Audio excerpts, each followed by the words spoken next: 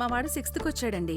School మార్చాలి. ఎన్ని facilities ఉంటే ఏం లాభం? సబ్జెక్ట్లో అసలు స్టాండర్డ్స్ లేనప్పుడు. మా అమ్మాయి స్కూల్లో అకాడమిక్స్ ఓకే అండి, కానీ అది తప్ప ఇంకేమీ లేదు. గ్రౌండ్ చాలా బాగుంది, కానీ వేరే యాక్టివిటీస్ చాలా వీక్. కంగారు పడకండి. రెసిడెన్స్ స్కూల్స్ తో మంచి చదువుతో పాటు all round development. Right age లో రైట్ ఫౌండేషన్ తో రెసిడెన్స్ స్కూల్స్ ఇప్పుడు హైదరాబాద్ అంతటా.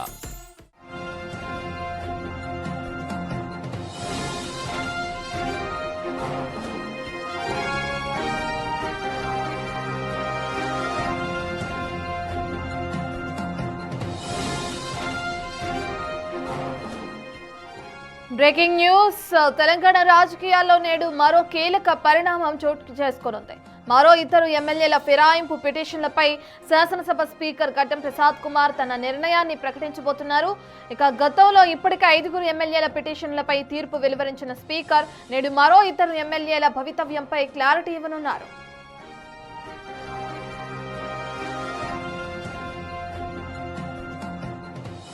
బీఆర్ఎస్ పార్టీ నుంచి కాంగ్రెస్ లోకి చేరిన ఎమ్మెల్యేలు కాలే యాదయ్య, పోచారం శ్రీనివాసరెడ్డిలపై దాఖలైన అనర్హత పిటిషన్లపై స్పీకర్ నేడు తీర్పు వెలువరించనున్నారు.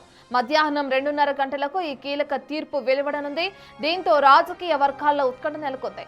స్పీకర్ తీర్పు ఎలా ఉండబోతుంది, పార్టీ ఫిరాయించిన ఎమ్మెల్యేలపై ఎలాంటి చర్యలు తీసుకోబోతున్నారు అనేది ఇప్పుడు హాట్ టాపిక్ గా మారింది.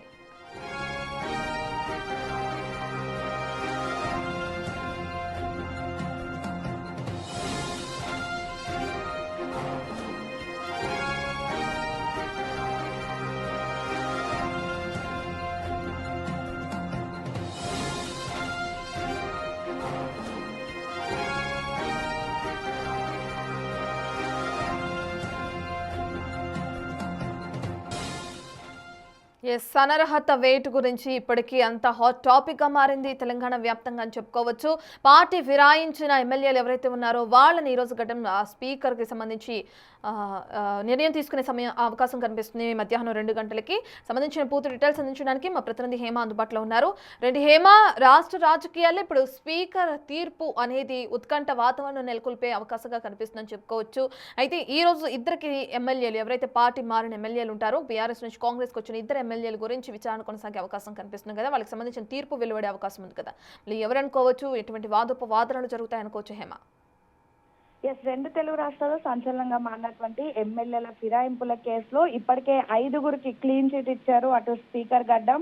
5గురు కూడా బీఆర్ఎస్ కి సంబంధించినటువంటి నాయకులే. వీళ్ళెవరు కూడా కాంగ్రెస్ లో చేరలేదు అంటూ కూడా క్లీన్ చిట్ ఇచ్చారు. అయితే మొత్తం 10 మంది ఫిరాయింపుల ఆరోపణలు ఎదుర్కొంటున్నప్పటికీ కేవలం 5 మంది, గతంలో బండ్ల కృష్ణమోహన్ రెడ్డి, ప్రకాష్ గౌడ్, డాక్టర్ సంజయ్, గూడెం మైపాల్ రెడ్డి, తెల్లం వెంకట్రావు, వీళ్ళ 5గురికి సంబంధించి క్లీన్ చిట్ ఇచ్చారు. అయితే మిగతా 5గురు పరిస్థితి ఏంటి, వాళ్ళకు ఎప్పుడు వాళ్ళకు సంబంధించినటువంటి ఏదైతే నిర్ణయం ఏ విధంగా తీసుకున్నారు అనే ఆలోచిస్తున్నటువంటి తరుణంలో ఈ రోజు 2:30కు ఏదైతే ఇద్దరు ఎమ్మెల్యేలకు సంబంధించినటువంటి తీర్పును కూడా అటు స్పీకర్ గడ్డం ప్రకటించనున్నారు. అటు కాలే యాదయ్య, అదేవిధంగా పోచారం శ్రీనివాస్ రెడ్డి, వీళ్ళకి సంబంధించినటువంటి ఏదైతే నిర్ణయం అనేది ఈ రోజు 2:30కు వెల్లడించనున్నారు స్పీకర్ గడ్డం ప్రసాద్. ఇప్పటికే కాలే యాదయ్యకు సంబంధించి చింతా ప్రభాకర్ ఇంకా మిగతా ఎమ్మెల్యేలు పిటిషన్ దాఖలు చేశారు. ఇక పోచారం శ్రీనివాస్ రెడ్డి విషయానికి వస్తే అటు జగదీశ్వర్ రెడ్డి, ఎవరైతే మాజీ మంత్రిగా ఉన్నటువంటి జగదీశ్వర్ రెడ్డి పిటిషన్ దాఖలు చేశారు. మొత్తం 10 మంది ఫిరాయింపుల ఆరోపణలు ఎదుర్కొన్నారు. అందులో 10 మందికి కూడా నోటీసులు ఇచ్చారు. కేవలం 8 మంది మాత్రమే విచారణకు హాజరయ్యారు. విచారణకు హాజరైనటువంటి సమయంలో 8 మంది ఎమ్మెల్యేలతో పాటు వాళ్ళకి సంబంధించినటువంటి అడ్వకేట్లు, అదేవిధంగా పిటిషన్ దాఖలు చేసినటువంటి ఎమ్మెల్యేలు, వాళ్ళకి సంబంధించిన అడ్వకేట్లు కూడా ఈ విచారణలో పాల్గొన్నారు. వాళ్ళకి సంబంధించిన వివరణ ఇచ్చారు. అయితే 8 మందికి సంబంధించి కూడా లాస్ట్ డెసిజన్ అనౌన్స్ చేయాల్సి ఉన్నప్పటికీ కేవలం 5 మందిది మాత్రమే అనౌన్స్ చేశారు. అయితే కీలకంగా ఇందులో మారింది ఖైరతాబాద్ ఎమ్మెల్యే దానం నాగేందర్ తో పాటు స్టేషన్ గన్పూర్ ఎమ్మెల్యే కడియం శ్రీహరి, వాళ్ళిద్దరికి సంబంధించి ఎలాంటి తీర్పు ఇవ్వబోతున్నారు స్పీకర్ అని అందరూ ఉత్కంఠ నెలకొన్నటువంటి తరుణంలో ఇద్దరు కూడా అటు స్పీకర్ కి వివరణ ఇచ్చారు. ఇప్పటికే కడియం శ్రీహరి తాను ఇంకా బీఆర్ఎస్ పార్టీలోనే ఉన్నానని, తనకు వచ్చేటటువంటి నెల జీతంలో కూడా కట్ అవుతున్నటువంటి అమౌంట్ ఇంకా బీఆర్ఎస్ పార్టీ అంటే బీఆర్ఎస్ ఎల్పీకే చేరుతుందని, సేమ్ టైం ఏదైతే బీఆర్ఎస్ హయాంలో తమకు కేటాయించినటువంటి సీట్లలోనే ఇంకా తాము కూర్చుంటున్నామని ముఖ్యమంత్రి రేవంత్ రెడ్డిని కలిసింది కూడా కేవలం నియోజకవర్గ అభివృద్ధి కోసమే అంటూ కూడా ఎమ్మెల్యే తన వివరణలో మెన్షన్ చేయడం జరిగింది.